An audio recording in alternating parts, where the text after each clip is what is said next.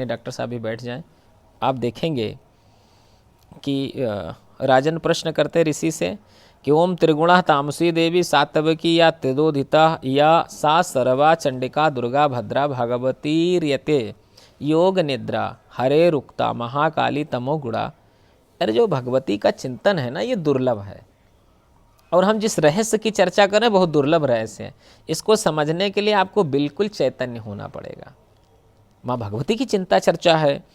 माता जी का जो ध्यान कर्म बताया गया, जो रेणुका महात्मा की बात आती है कि जिनके दाहिनी ओर के नीचे हाथ में पान का पात्र है। पान का पात्र मतलब ये साधारण पान खाने वाला नहीं, पान का मात्र मतलब जैसे होता है हम लोगों में खप्पर होता है, तो एक पान करने का पात्र बड़ा, जिसमें माँ भगवती रक्त पान या जो भी पान करती उस पात्र की मैं बात करता हूँ।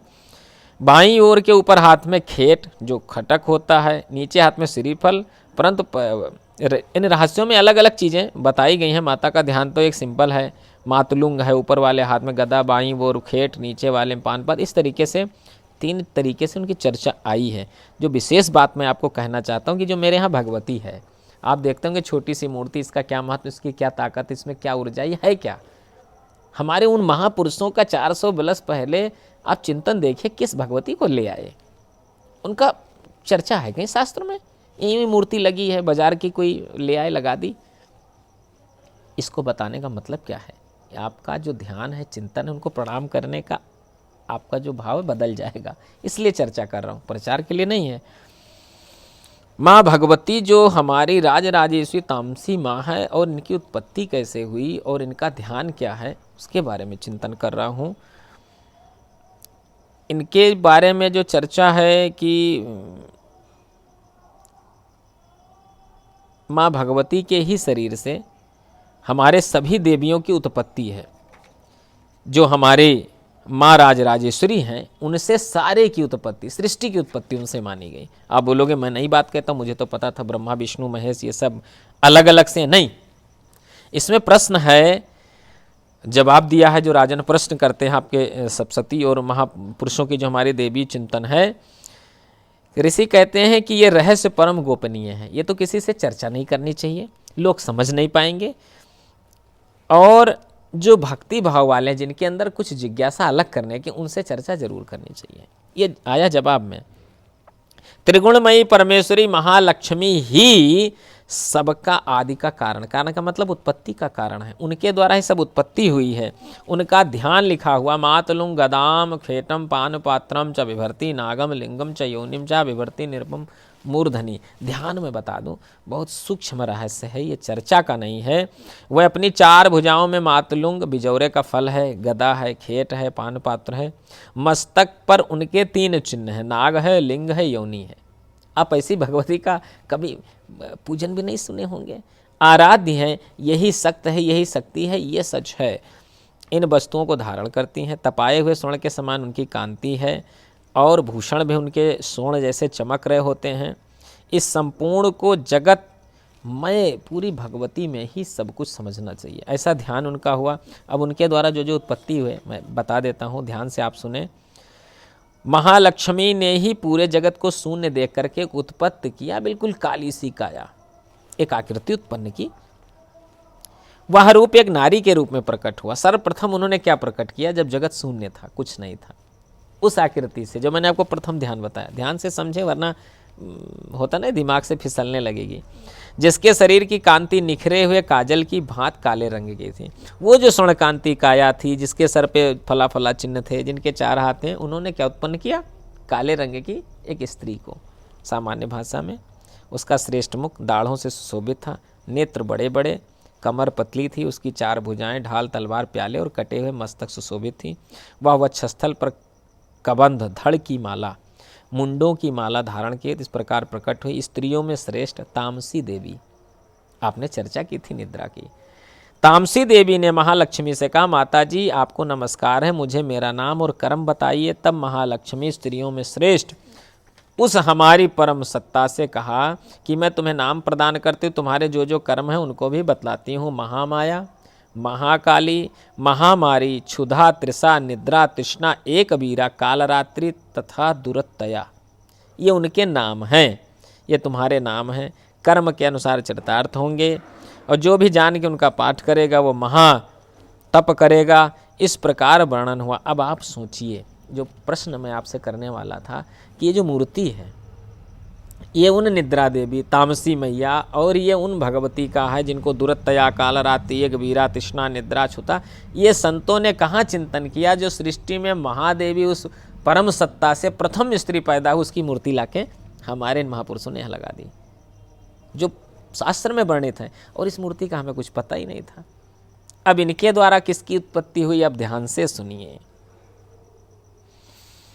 दूसरा उन्होंने सरस्वती स्वरूप को, और तीसरा उन्होंने उस महा बुद्धि की स्वामी को। इस तरीके से इन्होंने 3 स्त्रियों को प्रकट किया। अब जो उन्होंने हमारी महाकाली, महासरस्वती और जो 3 स्त्रियों को, तो तामसी देवी ने जिस जोड़े को प्रकट किया उससे शंकर भगवान को और सरस्वती को पैदा किया। अब सवाल उठता है कि उदासीन ऋषियों में इतनी बड़ी विधा कहाँ से आई कि उन्होंने उस महालक्ष्मी के मंदिर को नहीं बनाया, जो परम सत्ता थी, जिसके सर पे नाग, योनि और लिंग का वो था, वो मूर्ति को नहीं उन्होंने 3 में से तामसी देवी की मूर्ति लगाई। आने वाले कालखंड में लोगों को निद्रा नहीं आएगी, इनके यहाँ मत्था टेके, इनका अर्चन कर ले, महीने भर कर ले, उसको वो डिप्रेशन खत्म। नंबर 1 बात। अब उस तामसी देवी से उत्पन्न हुए सरस्वती यानी ज्ञान यहाँ मिलेगी, और जिससे उत्पन्न हुए महादेव। इसलिए इस मंदिर में कितने शिवालय हैं? 5। वहाँ बहुत पहले बहुत हीरे जवाहरात जड़ित माँ सरस्वती की बहुत दिव्य मूर्ति थी, वो समय काल के अनुसार चोरी हो गई। गुरु गोविंद सिंह आए या यहाँ पे तमामों महापुरुष आए, ये शिवाला जहाँ बैठे हुए हैं रानी लक्ष्मीबाई ने निर्माण किया, किस लिए किया, यहाँ क्यों आए, क्या था यहाँ पे?